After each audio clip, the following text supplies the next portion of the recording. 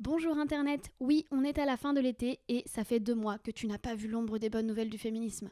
Mais rassure-toi, cette édition est là pour rattraper le retard avec 10 bonnes nouvelles qui s'étalent sur le mois de juillet et le mois d'août. C'est parti. Bonne nouvelle numéro 1, la Coupe du monde féminine de football a battu des records d'audience. La FIFA a annoncé plus d'1 milliard de téléspectateurs, c'est 150 millions de plus que lors du dernier mondial féminin. Alors certes, ce n'est toujours rien comparé aux 3,5 milliards de la Coupe du monde masculine de l'année dernière, mais on ne peut pas nier que la médiatisation du football féminin a fait un bond en cette année 2019. Et avec un peu de chance, on verra bientôt plus de filles dans les clubs, des infrastructures adaptées comme des vestiaires pour les femmes dans les clubs par exemple, ou encore les écarts de salaire se réduire entre les femmes et les hommes qui jouent au football au niveau professionnel.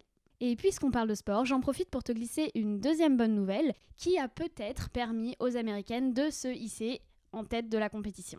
La prise en compte des règles des joueuses dans leur programme d'entraînement. La chercheuse américaine Georgie Brunvels a travaillé avec l'équipe victorieuse de la Coupe du Monde, les Américaines donc, pour adapter les régimes alimentaires et les séances au cycle menstruel des joueuses. Car oui, les règles peuvent impacter les performances sportives, comme l'avait déjà rappelé la nageuse Fu Yuanhui lors des JO en 2016, alors qu'elle déplorait de maigres performances lors d'un relais 4 x 100 mètres.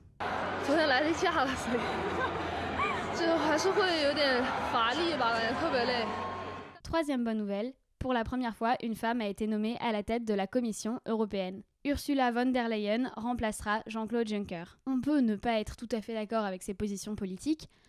Elle est membre du parti d'Angela Merkel et a fait partie de son gouvernement. Mais il n'empêche que c'est un taquet dans le plafond de verre qui fait du bien. Elle sera quand même l'équivalent d'une sorte de première ministre de l'Union européenne à partir de novembre 2019. Quatrième bonne nouvelle, ça y est, on peut enfin taper le mot lesbienne dans Google sans tomber sur du porno. Si tu n'avais jamais fait cette requête avant, tu ne sais peut-être pas, mais jusque-là, taper le mot lesbienne t'emmenait automatiquement vers du contenu classé X. Pas top quand on est une jeune femme qui cherche à obtenir des informations sur son orientation sexuelle ou tout simplement pour l'image des lesbiennes tout court. Mais ce problème est donc désormais résolu, tu peux faire le test toi-même. Et cinquième bonne nouvelle du mois de juillet, énorme victoire pour les activistes pro-choix et LGBT en Irlande du Nord.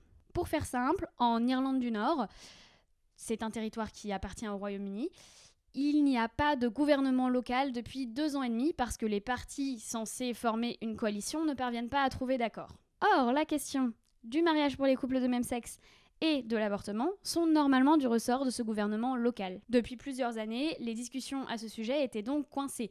Pas de gouvernement local pour prendre une décision, et le gouvernement central à Londres qui répondait que ce n'était pas de son ressort. Mais ça y est, un texte est passé au Parlement britannique. Il indique que si d'ici le 21 octobre, un gouvernement local n'est pas formé, alors le mariage pour les couples de même sexe ainsi que l'avortement seront légalisés. On passe au mois d'août et la transition se fait en douceur puisqu'on reste sur le thème de l'IVG. Avec cette fois-ci, une 6e bonne nouvelle, en Nouvelle-Zélande. Dans ce pays, l'avortement est jusqu'ici considéré comme un crime, même s'il existe des dispositions qui permettent d'y avoir recours si 2 médecins se mettent d'accord sur le fait que c'est nécessaire pour protéger la santé physique ou mentale de la mère. Mais normalement, cette situation devrait bientôt appartenir au passé. Le gouvernement de Jacinda Ardern a présenté un texte de loi qui devrait permettre de faire en sorte que l'IVG appartienne au domaine de la santé et non pas du pénal. Il sera ainsi possible jusqu'à la 20e semaine de grossesse, une fois le texte adopté. On n'est pas au terme du processus législatif, mais c'est bien engagé. Pardon de ne pas passer à autre chose concernant l'IVG,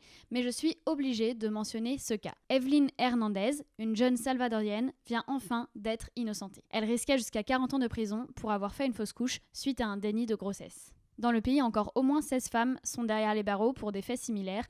Il faut dire que le Salvador est l'état où les lois concernant l'IVG sont le plus restrictives. Souvent condamnées pour homicide, les femmes passent plusieurs dizaines d'années derrière les barreaux. 8e bonne nouvelle, au Mexique cette fois-ci. Le 12 août, une manifestation féministe s'est tenue en réaction au viol par des membres des forces de l'ordre d'une femme.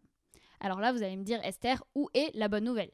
D'autant plus qu'on estime que chaque jour dans le pays, 10 femmes sont assassinées. Mais cette manifestation a donné lieu à un mouvement, la révolution des paillettes. Ce mouvement tient son nom de la douche de paillettes qu'ont fait subir aux chefs de la sécurité de la ville les militantes féministes. Ce premier rassemblement a été suivi par d'autres pour protester contre les violences faites aux femmes et l'absence de politique publique pour lutter contre ce problème. Une grosse partie de la presse a couvert l'événement au prisme des dégradations qui ont eu lieu pendant les manifestations. Mais il n'empêche que celles-ci ont permis aux manifestantes d'obtenir un rendez-vous avec la maire de la ville.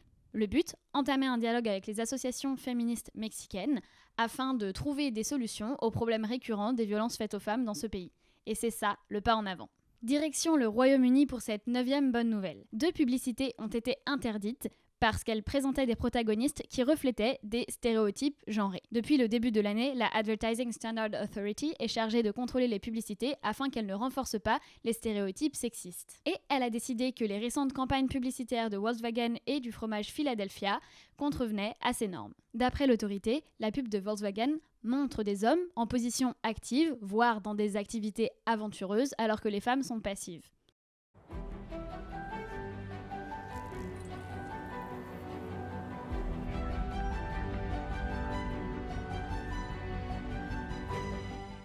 La pub de Philadelphia, elle, renforce l'idée que les pères ne sont pas capables de bien s'occuper de leurs enfants. Yeah, hard to choose.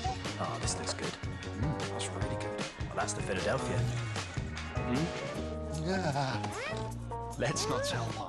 Enfin, 10e bonne nouvelle, on termine avec des mesures pour lutter contre l'impunité des violeurs au Texas. Aux États-Unis, il y a un vrai problème concernant les tests ADN effectués à la suite d'un viol.